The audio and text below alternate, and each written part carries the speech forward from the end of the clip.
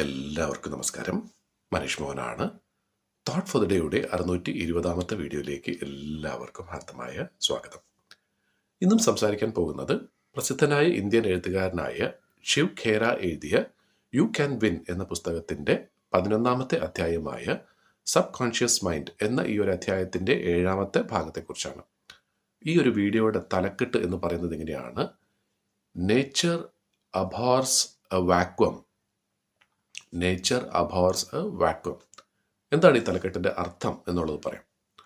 പ്രകൃതി എന്ന് പറയുന്ന, അല്ലെങ്കിൽ പ്രകൃതിയിലുള്ള ഒരു നിയമം എന്ന് പറയുന്നത് വാക്വം എന്ന് വെച്ചാൽ ശൂന്യത എന്ന് പറയുന്ന ആ ഒരു അവസ്ഥയെ വെറുക്കുന്നു. അബോർ എന്ന് പറയുന്നത് വെറുക്കുക എന്നാണ് അതിൻ്റെ അർത്ഥം. എന്താണ് അതിൻ്റെ പറയാൻ ഉദ്ദേശിക്കുന്ന പോയിന്റ് എന്താണെന്ന് നോക്കാം.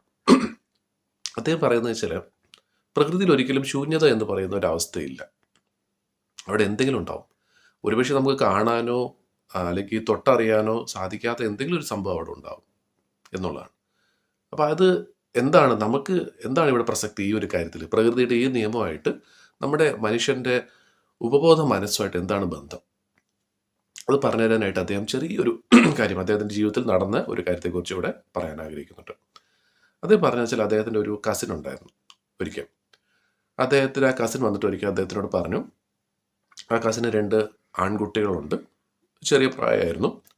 അപ്പം ഈ 2 കുട്ടികളും ടെന്നീസ് പഠിക്കാനായിട്ട് ഒരു സ്ഥലത്ത് കോച്ചിങ്ങിന് വേണ്ടി വിടുന്നുണ്ടായിരുന്നു. അപ്പോൾ ഈ കസിൻ വന്നിട്ട് ഇദ്ദേഹത്തോട്, ശിവ് ഖേരയോട് പറയുന്നുണ്ടായിരുന്നു, അവർ രണ്ടുപേരെയും ആ കോച്ചിങ്ങിന് വിടാനായിട്ട് ഒരുപാട് കാശ് ചിലവാകുന്നുണ്ട്. ഓരോ മാസവും ഫീസുണ്ട്, പിന്നെ അതിൻ്റെ റാക്കറ്റ് വാങ്ങിക്കണം, അങ്ങനെ അതിൻ്റെ ഡ്രസ്സ്, അങ്ങനെ ഒരുപാട് ചിലവ് വരുന്നുണ്ട്. ഞാൻ ആ കോച്ചിങ് നിർത്തിയാലോ എന്ന് ആലോചിക്കുകയായിരുന്നു. കാരണം ഒരുപാട് ചിലവ്, എക്സ്പെൻസീവാണ്. ഇത് കേട്ടിട്ട് ശിവ് ഖേര അദ്ദേഹത്തോട് ചോദിച്ചു, കസിനോട് ചോദിച്ചു, എന്ത് വെച്ച് നോക്കുമ്പോഴാണ് ഇത് കൂടുതലായിട്ട് ചിലവ് വരുന്നത് എന്ന് നിങ്ങൾക്ക് തോന്നുന്നത്? അപ്പോൾ ആ കസിൻ എന്താ ചോദ്യം എന്നുള്ളത് മനസ്സിലായില്ല. അപ്പോൾ എന്താണെന്ന് ചോദിച്ചു. അപ്പോൾ എന്തുമായിട്ട് കമ്പയർ ചെയ്യുമ്പോഴാണ്, അതായത് ഈ ടെന്നീസ് പഠിക്കാൻ പോകുന്ന സമയത്ത് ആ കുട്ടികൾ വേറെ എന്ത് ചെയ്യും, അതിനെക്കുറിച്ച് ഒന്ന് ചിന്തിച്ചിട്ടുണ്ടോ? ഇല്ലെങ്കിൽ ഒന്ന് ചിന്തിച്ച് നോക്കാൻ പറഞ്ഞു. അപ്പോൾ കുറച്ച് നേരം ഒന്ന് ആലോചിച്ചിട്ട് ആ കസിൻ പറഞ്ഞു, ശരി, നിങ്ങൾ പറഞ്ഞത് ശരിയാണ്. മക്കളെ ശരിക്കും പറഞ്ഞാൽ എന്തെങ്കിലും ഒരു കാര്യത്തിലേക്ക് വിടണം എന്നുള്ളത് നല്ലൊരു കാര്യമാണ്. അപ്പോൾ അതുകൊണ്ട് തീർച്ചയായിട്ടും ആ ഒരു ചിലവ് വലിയൊരു ചിലവല്ല എന്നെനിക്ക് തോന്നുന്നു. എന്തുകൊണ്ടാണ് അദ്ദേഹം ആ ഒരു തീരുമാനം എടുത്തത്? അദ്ദേഹം പറയുന്ന ഒരു കാര്യം എന്ന് വെച്ചാൽ, കുട്ടികൾ ശരിക്കും പറഞ്ഞാൽ സ്കൂളിൽ നിന്ന് വരുമ്പോഴത്തേക്കും വലിയ സന്തോഷത്തിലാണ്. കാരണം ടെന്നീസ് പഠിക്കാൻ പോകാം, നാളൊരു കാലത്ത് വലിയൊരു ടെന്നീസ് പ്ലെയർ ആകാം, അല്ലെങ്കിൽ ഒന്നും അല്ലാന്നുണ്ടെങ്കിൽ പോലും ആ കളിക്കുന്ന അത്രയും സമയം വളരെ പോസിറ്റീവായിട്ട് മറ്റൊന്നും ചിന്തിക്കാതെ തന്നെ ഒരു എന്താ പറയുന്ന ഒരു ഗെയിമിൽ നമ്മൾ ഏർപ്പെടുമ്പോൾ ജയം ഉണ്ടാകും, തോൽവി ഉണ്ടാകും. ശരിക്കും പറഞ്ഞാൽ അങ്ങനെയാണ് കുട്ടികൾ പലപ്പോഴും ഈ പറഞ്ഞ ഇതിൽ കളികളിൽ ഏർപ്പെടണം എന്ന് പറയുന്നത്. കാരണം ജീവിതത്തിലെ പല ചെറിയ ചെറിയ കാര്യങ്ങൾ, അല്ലെങ്കിൽ വലിയ വലിയ കാര്യങ്ങളുടെ ചെറിയ ഉദാഹരണങ്ങളാണ് ആ ഒരു കളിയിലൂടെ അവർ പഠിക്കുന്നത്. ഒരു തോൽവി ഉണ്ടാകുമ്പോൾ എങ്ങനെ വിഷമിക്കാതിരിക്കണം, എങ്ങനെ അതിന് അഗൈൻസ്റ്റായിട്ട് ഫൈറ്റ് ചെയ്യണം, എങ്ങനെ അതിന് വേണ്ടി പ്രവർത്തിക്കണം എന്നുള്ള ഒരുപാട് കാര്യങ്ങൾ അതിനകത്ത് പഠിക്കുന്നുണ്ട്. പക്ഷെ ആ സമയം അതൊന്നും പഠിപ്പിക്കാതെ വെറുതെ വീട്ടിലിരിക്കാൻ പറഞ്ഞാൽ കുട്ടികൾ ശരിക്കും പറഞ്ഞാൽ ആ സ്കൂളിൽ നിന്നും വരുന്ന ആ ഒരു എനർജിയോടുകൂടി എന്ത് ചെയ്യും എന്നുള്ളതാണ് ചിന്തിക്കേണ്ടത്. അതാണ് ശിവ് ഖേര അദ്ദേഹത്തിൻ്റെ കസിനോട് പറഞ്ഞത്. അപ്പോൾ ചിന്തിച്ച് നോക്കിയപ്പോൾ ശരിയാണ്, കുട്ടികൾ വെറുതെ ഇരിക്കുകയാണെന്നുണ്ടെങ്കിൽ തീർച്ചയായിട്ടും എന്തെങ്കിലും കാര്യങ്ങളിൽ ഏർപ്പെടും. ആ കാര്യങ്ങൾ എന്ന് പറയുന്നത് ദോഷം ചെയ്തതാണെങ്കിൽ അത് അവരുടെ ജീവിതത്തിൻ്റെ ഒരു ഭാഗമായിട്ടൊരു ശീലമായിട്ട് മാറുകയും ചെയ്യും. അപ്പോൾ എന്നാലും അതൊന്നും വേണ്ട, ഒരുപാട് കാര്യങ്ങൾ പഠിപ്പിച്ച് തരുന്നതാണെന്നെങ്കിൽ തീർച്ചയായിട്ടും ആ കുട്ടികളെ ടെന്നീസ് പഠിക്കാനായിട്ട് തന്നെ വിടാം. ഇതായിരുന്നു ഈ ചെറിയൊരു ഇൻസിഡൻറ്റ്. ഇത് ശരിക്കും പറഞ്ഞാൽ നമ്മളിൽ ഓരോരുത്തരുടെയും ജീവിതത്തിൽ ബാധകമാണ്. അതായത് നമ്മൾ ആരെങ്കിലും ചോദിക്കുകയാണ് എന്താ ഇപ്പോൾ ചെയ്യുന്നത് എന്ന് ചോദിക്കുമ്പോൾ നമ്മൾ പറയുകയാണ്, ഞാനിപ്പോൾ ഒന്നും ചെയ്യുന്നില്ല. എന്താണ് ആലോചിക്കുന്നതെന്ന് പറയുമ്പോൾ നമ്മൾ പറയാറില്ലേ, പ്രത്യേകിച്ചൊന്നുമില്ല എന്ന് നമ്മൾ പറയുന്നുണ്ടെങ്കിൽ പോലും തീർച്ചയായിട്ടും നമ്മുടെ മനസ്സിൽ ധാരാളം കാര്യങ്ങൾ വന്നു പോകുന്നുണ്ടാകും. ആ കാര്യങ്ങളിൽ പല കാര്യങ്ങളും ഒരുപക്ഷെ നെഗറ്റീവായിട്ടുള്ള കാര്യങ്ങളായിരിക്കും. അപ്പോൾ ഈ നെഗറ്റീവായിട്ടുള്ള ചിന്തകളും ഈ കാര്യങ്ങളും നമ്മൾ ആലോചിക്കുമ്പോൾ തീർച്ചയായിട്ടും നമ്മുടെ ശീലങ്ങളും ആ രീതിയിൽ നെഗറ്റീവ് ആവുകയാണ്, നമ്മുടെ ജീവിതവും അതേപോലെ തന്നെ നെഗറ്റീവായിട്ട് മാറുകയാണ് ചെയ്യുന്നത്. അപ്പോൾ അദ്ദേഹം പറയുന്ന ഒരു പോയിന്റേ ഉള്ളൂ ഇതിനകത്ത്. കുട്ടിക്കാലം മുതലേ ശരിക്കും പറഞ്ഞാൽ നമ്മുടെ ശീലങ്ങളെ നമ്മൾ പോസിറ്റീവ് ആക്കാനായിട്ട് ശ്രമിക്കുക. അതിന് നമ്മുടെ ചിന്തകളെ നമുക്ക് പോസിറ്റീവ് ആക്കാൻ സാധിക്കണം. കാരണം അങ്ങനെയാണെന്നുണ്ടെങ്കിൽ തീർച്ചയായിട്ടും നമുക്ക് ജീവിതം തന്നെ നല്ലൊരു രീതിയിൽ പോസിറ്റീവായിട്ട് മാറാൻ സാധ്യതയുണ്ട്.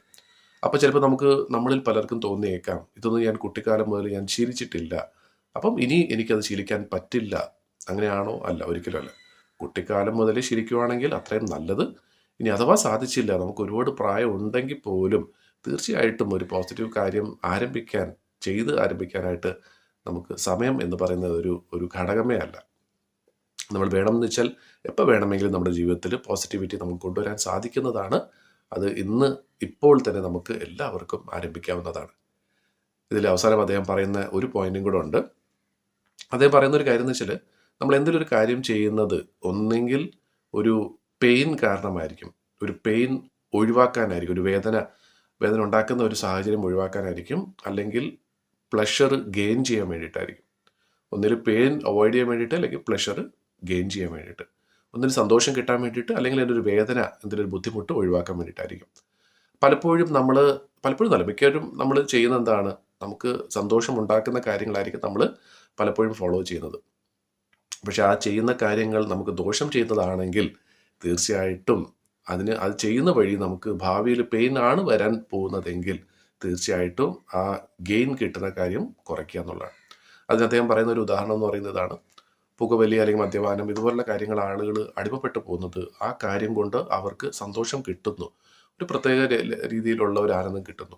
പക്ഷെ കുറേ കാലം കഴിയുമ്പോഴത്തേക്കും ഡോക്ടർ അവരോട് പറയുകയാണ്, നിങ്ങൾ പുകവലിക്കരുത് അല്ലെങ്കിൽ മദ്യപിക്കരുത് എന്ന് പറയുമ്പോൾ ആ ആളുകൾ പറയുന്നില്ല, എനിക്ക് നിർത്താൻ പറ്റില്ല, എനിക്കത് ചെയ്യുന്നതുകൊണ്ട് ഒത്തിരി സന്തോഷമുണ്ട്, വേറെ എന്ത് ചെയ്താലും എനിക്ക് ആ സന്തോഷം കിട്ടാറില്ല, അതുകൊണ്ട് തീർച്ചയായിട്ടും എനിക്കത് നിർത്താൻ സാധിക്കില്ല.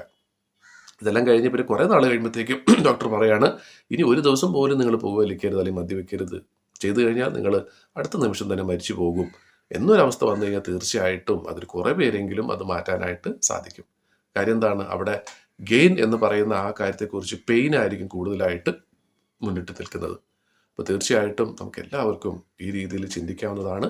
നമ്മൾ ചെയ്യുന്ന കാര്യങ്ങൾ, നമ്മുടെ ശീലങ്ങൾ നമ്മളെ നന്മയിലേക്കാണോ കൊണ്ടുപോകുന്നത്, അത് നമുക്ക് മാത്രമല്ല മറ്റുള്ളവർക്കും നന്മ ചെയ്യുന്നതാണോ, അല്ലെങ്കിൽ തീർച്ചയായിട്ടും ആ ശീലങ്ങളെക്കുറിച്ച് നമുക്കൊന്ന് ചിന്തിച്ച് നോക്കാവുന്നതാണ്.